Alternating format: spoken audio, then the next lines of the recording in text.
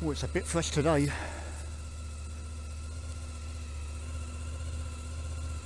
Right, what are we grateful for? Grateful for it being a beautiful day, even though it's about 30 degrees colder than I like it. Grateful that it's not pissing down with rain. But there was a hard frost last night, and I want to go out for a little test ride before I do my actual journey. Make sure the roads are good, make sure I'm good with it. 300 miles, 330 miles. It's a long way to go if you're not sure. Welcome back to Phil Rider's Diaries.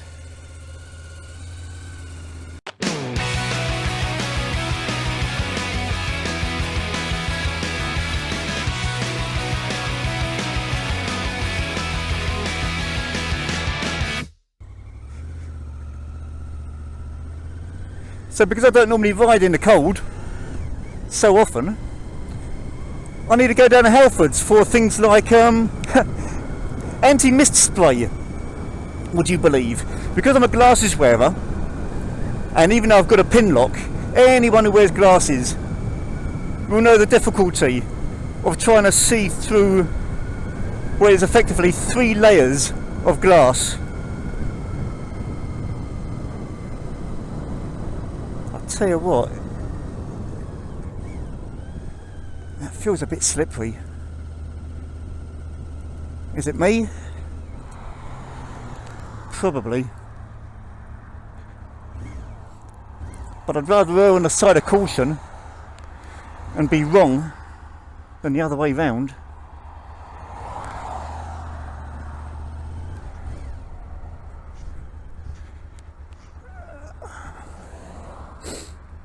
Other motorcyclists out.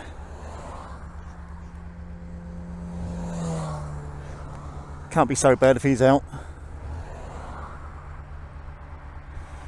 Right, Halfords petrol.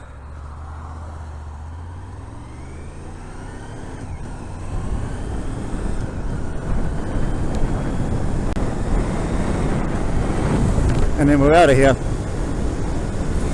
And when we say out of here, we mean out of here for good. Because today is my long ride down to Portsmouth. I've got a ferry to Bilbao. It's a 10:30 PM ferry, so it's a 2-nighter. It gets 1 stop tomorrow morning, Monday morning, and then I arrive in Bilbao on Tuesday morning. And I've been looking at the weather, they've been talking about cold snaps and hard frosts and goodness knows what else.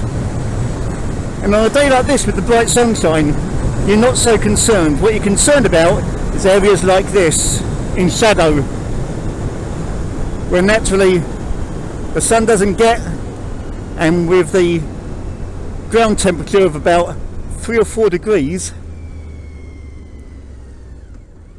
nothing's defrosting either. So we pussyfoot today. We absolutely pussyfoot. And I don't give a fuck if it takes me an hour and a half longer to get where I need to go. What I need to do is get to where I want to go in one piece. And that's far more important than saving time.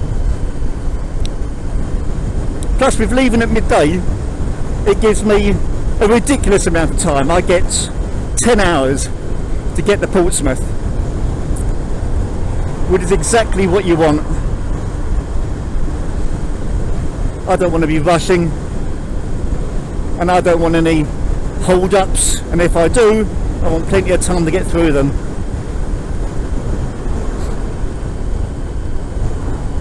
And if any of you are wondering why I'm deciding to go to Spain in the last week of February, in the last week of November, it's because I'm taking a rather shrewd or foolish decision, time will tell, to move to France. Come on, lightning. There we go.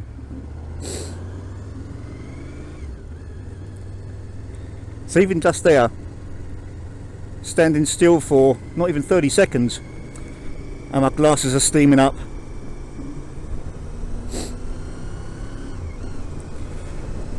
Let's hope Halfords can help me out. So, Halfords, no anti-mist spray. So the trick of the day is just to keep things moving. Right, we are on our way. Loaded up to the gunwales, pannier, expandable tank bag, expandable tail bag, rucksack on my back. Let's get going. Oop.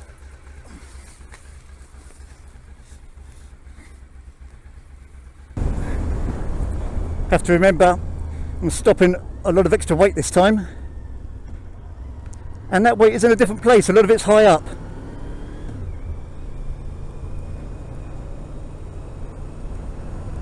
Makes this thing turn like a bus. I don't know how many extra kilos I'm carrying, certainly not more than a pillion, but it's got to be somewhere in the region of 40 or maybe even 50.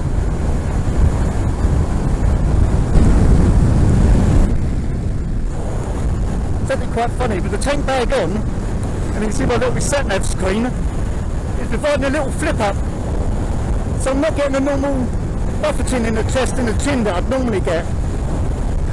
It's actually quite comfortable. There, as we approach Shat Pass, just starting to see a bit of snow on the high ground. We gotta get out of this place. If it's the last thing we ever do, we gotta get out of this place. Girl, there's a better life for me and you.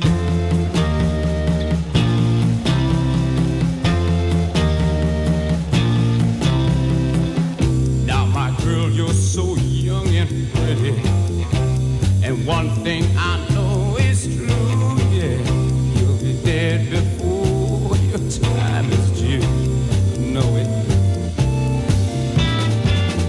Watch my daddy in bed at time. Watch his hair been a turning gray. Yeah. He's been working and slaving his life away.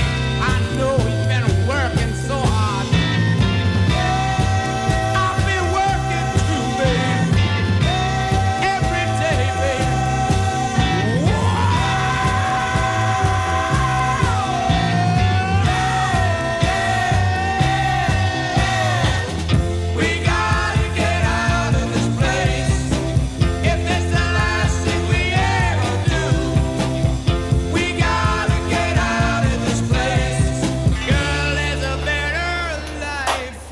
There we go, we've just set off on the Cap Finistre.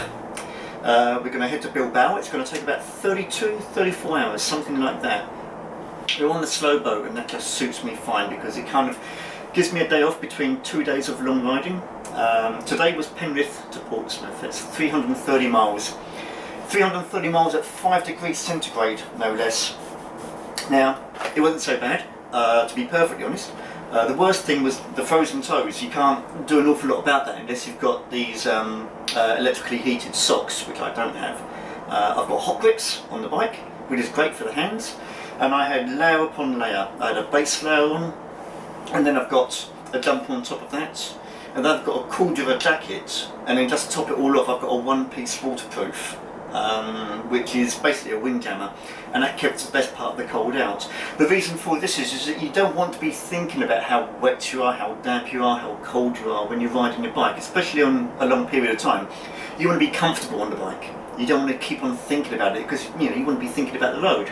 And the road needs your attention because certainly when you go over the high ground, if it's 5 degrees when you're on the low ground, over the high ground, you lose 1 degree every 100 metres of ascension. So as I went over Shat Pass, for instance, it was probably about 3 degrees. And at 3 degrees you start seeing snow on the side of the roads, but the motorway is generally clear, unless the motorway has a forest one side of it, and then perhaps one side of the motorway doesn't get any sun, and then what you get is damp patches, overnight frosts, black ice. No, you've got to give these sorts of things your attention. Same as when you're riding in the dark. Okay, when you ride in the dark, all you see in front of you is what your headlamp shows you. And I know it sounds obvious, but what that means is instead of being able to see 400 or 500 metres ahead, you're only seeing maybe 80 metres ahead, something like that. So all these things, you know, demand your attention. And really today, it couldn't have gone a lot better, frankly. It could certainly have gone an awful lot worse. Was it entirely without incident? I have these Oxford panniers on the back of the bike. They are expandable. I can double the width of them and get loads and loads more crap inside. I tried that, it didn't look good, and so I cinched them down to the smallest possible dimension. The problem with that is that these panniers, they come with these rain covers, and of course the rain covers need to accommodate for this extra wider dimension. And so when you put them on, instead of having some kind of cord you can cinch down to the smaller dimension, you just have this elasticated hem. And what that means is these rain covers just basically flap about in the breeze while you're riding along, because there's no way to tighten them down to the smaller pannier size. And somewhere between Manchester and Stoke-on-Trent, one of those flew off. Hope it didn't fly off into another car, but it certainly wasn't on the car. Certainly wasn't on the bike when I stopped for my first fuel stop. But if that's the worst thing that's happened, there's not a lot wrong, to be perfectly honest. Lost a little USB cover on the drift, so the drift isn't waterproof anymore. We can live with that. But we made pretty good time. 330 miles down here took me 5.5 hours. And that was with 2 fuel stops? 2 fuel stops, yeah. Yeah, we'll take that all day long. It could have been an awful lot worse. It could have been blowing a gale, it could have been pouring with rain. It didn't do any of those things. Went through a small shower, not the end of the world. No, the worst part was the cold toes, and if that's all that went wrong, then no, there wasn't an awful lot wrong. So here we are, we're on the boat. I've got a 2-bed cabin, all to myself by the looks of it. We do have one stop tomorrow morning, I forget where, Roscoff, something like this. And then we head off down to Bilbao, and then we'll get in there sometime about 7:30 in the morning, I think it is. So next time I speak to you, it's going to be on European time. Take care everybody, I'll speak to you soon.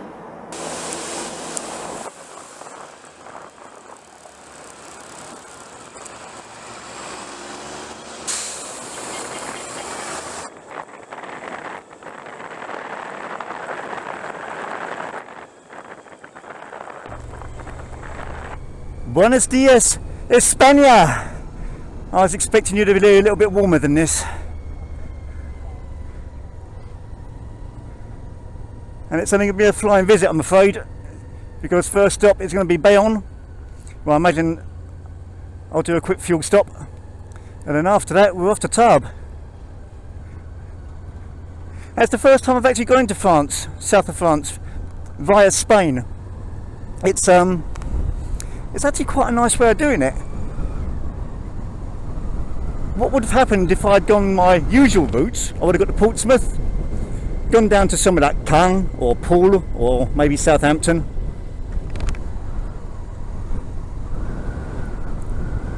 Taking the ferry across, which would have been about 6 hours. Maybe spend a night in Ouistreham or Caen or Cherbourg, any of those sorts of places. And then ride down. To ride down it would have been about 700 miles. That's 3.5 tankfuls of fuel, which that's about 90 quid, plus anything that I would have paid on the tolls, which could be anything. I think last time it was €55. So, you know, you're looking at about £110, I suppose, in fuel and travel costs.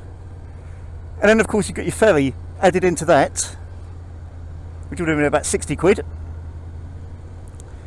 And for 170 quid, I can spend 2 nights, 1 day, getting down to northern Spain, and I've got something like a 3-hour journey into France from here. So it works out a little more expensive, maybe about 30 quid more. But you know what? 30 quid ain't bad for the day's break between 2 long days of riding, for the comfort of being... You've only got 2 lanes there, mate.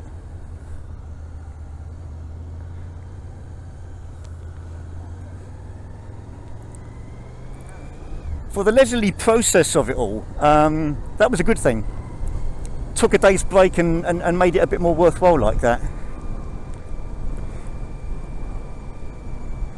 So yeah, not a bad way of doing it. And the other nice thing is, I'm going to give Brittany Ferries a bit of a plug here, because they had what is effectively a captive audience for 36 hours, 34 hours, something like this. They could have charged an absolute fortune on pretty much anything, because there was no other place to buy stuff. And they never. Everything was very reasonably priced. Everything was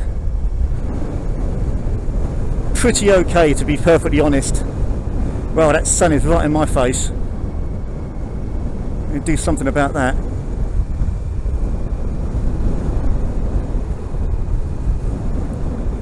So yeah, nice one, Brittany Ferries. Nice one for keeping it together for us. And so here we got a fairly straightforward run now, and I expect to be in Tyre by about midday.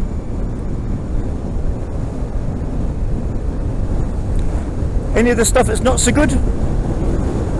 Well, I found out that I don't sleep well on boats. That's the truth. You can't stop the boat from rocking, and the movement is very small, but you notice it, and it was enough to keep me awake. Unfortunately, wasn't over the moon about that. Second night was better, so maybe I was just feeling a little, I don't know, groggy from the ride.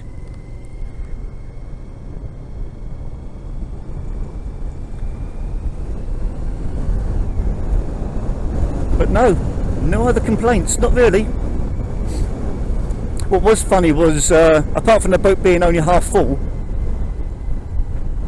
everyone on that boat, I'd say, not everybody, 80% of the people on that boat were expats, retirees, snowbirds, call them what you want, all going to the warmer climes for the winter. Everyone I spoke to either had a place of their own out there, they'd moved there, it was a second home or holiday residence.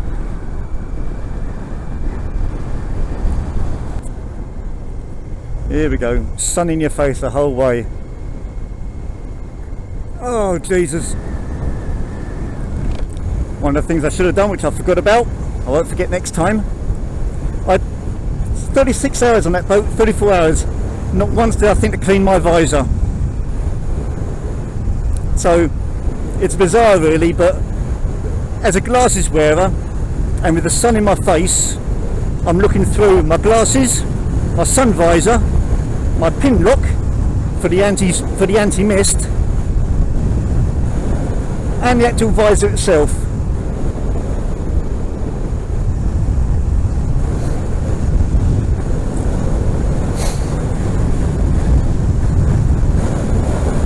Less than ideal.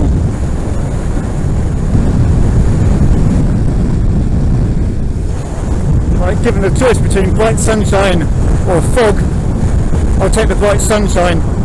And at the moment we're getting both. Neither's particularly beneficial. But the thing about fog is, it's tiny, tiny, tiny water droplets. And if you have to lift your visor for even a moment, and you get that on your glasses, that's it. Got to stop, got to pull over, got to see clearly. It's as simple as that. And at the moment, we seem to be tiptoeing between the two. Fog one minute, bright sunshine the other. I do wonder getting from Spain into France, effectively going around the edge of the Pyrenees. But I imagine there's still going to be some ascension of height. Let's see how we get on. Thankful for small mercies. It's not pouring with rain. Just different from what you've seen. I'm looking at you through the glass. Don't know how much time has passed. And all I know is that it feels like forever. But no one ever tells you that forever feels like home. Sitting all alone inside your head. 'Cause I'm looking at you through the glass. Don't know how much time has passed. And all I know is that it feels like forever. But no one ever tells you that forever feels like home. Sitting all alone inside your head. And it's the stars that shine for you. And it's the stars